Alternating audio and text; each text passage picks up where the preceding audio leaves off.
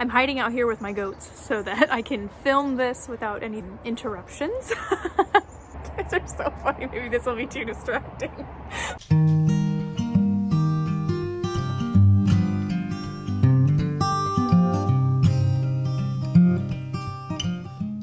This morning I posted my looking back on 2019 video, which, to be honest, was a lot of work putting that together. I went through all the videos that I made last year, and it was very eye-opening to see how much I really accomplished last year. Watching all those videos, I can't even remember what the goals were that I had that I didn't accomplish, because I was just like, wow, I really did a lot. I think it's really important to look back on the past year, to celebrate all of the accomplishments of the year before, and also just to learn from the mistakes, especially if you had a really hard year, to be able to look back on it, to make peace with it, or to celebrate it. If you think about it, you live an entire year of your life and you do things, and it's just kind of sad to think about leaving that all behind without even pausing to look back and reflect on it.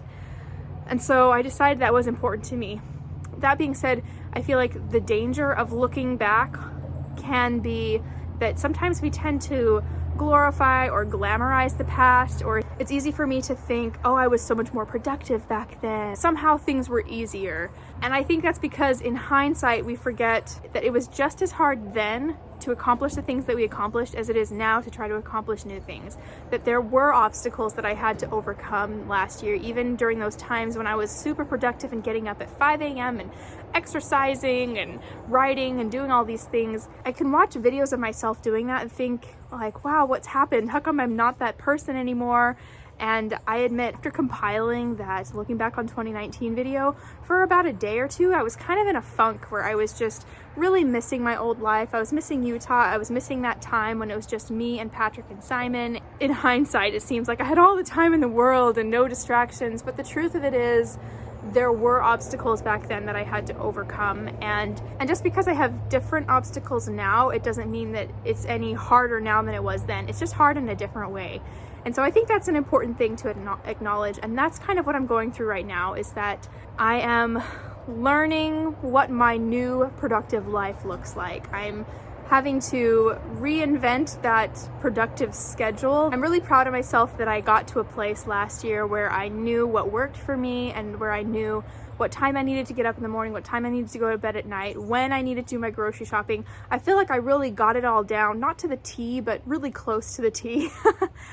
I really miss feeling like I was on top of anything.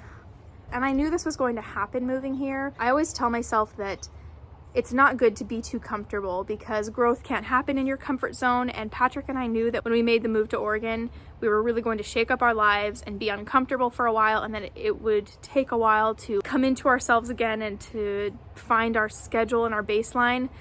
But knowing something and then actually living it are two different things. So even though we knew to expect that, actually living it is another thing, where it's been really challenging. We've changed the state that we're living in. I've gotten a new job. Patrick is looking for a new job. I had obstacles before that I needed to overcome, and I'm proud of myself that I overcame them. And even though it can feel like I've gone backwards because now I need to overcome all these things again to establish that same baseline, I'm realizing the obstacles are not harder now, they're just different. So I'm just gonna show you guys, this is what a typical week is starting to look like for me.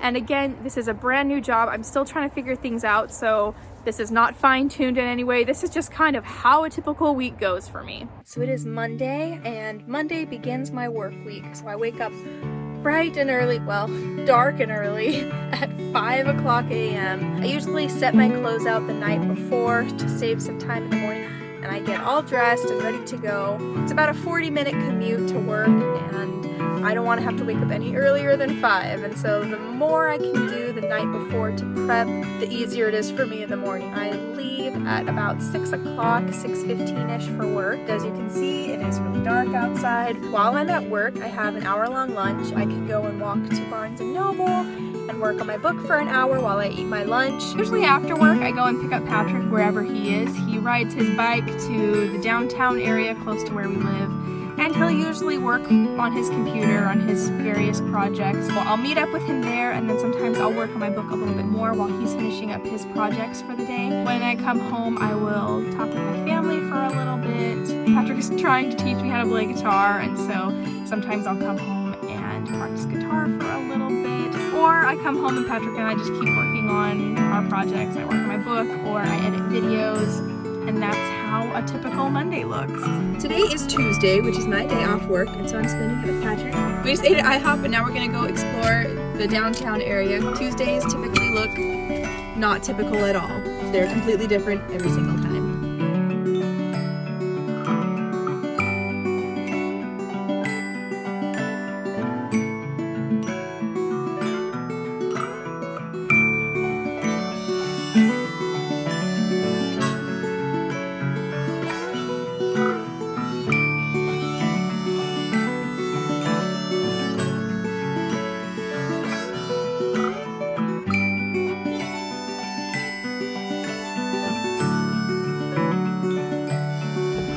What does it tell you about how routine my life used to be that I feel strange shopping on a Tuesday?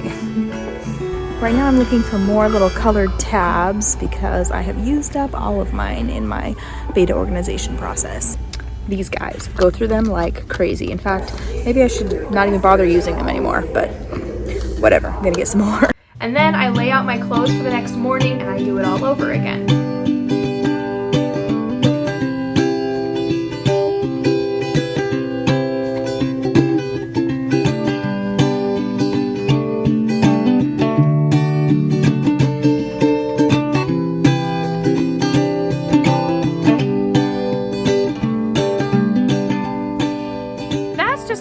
Is shaping up right now. I'm so determined to find the most productive way to utilize my time, and so that's just what I'm going to be doing here on my channel. That's the journey that you can expect to find here over the next several weeks or months. It's just me trying whatever I can, trying to figure things out all over again to find, okay, when is it going to work out for me to write now? When is it going to work out for me to exercise?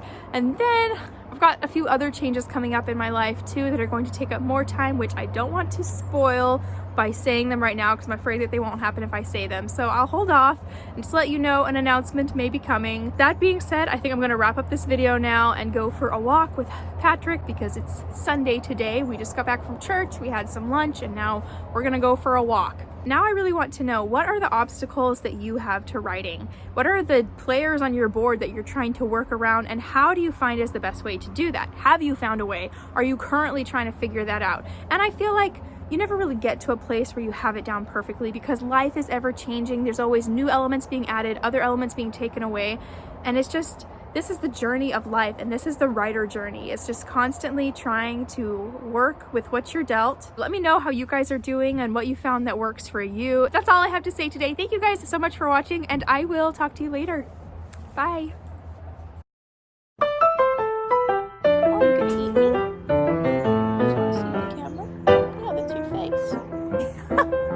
I think it's really important to look back on past years just to celebrate the progress that was made. These are so funny. Maybe this will be too distracting.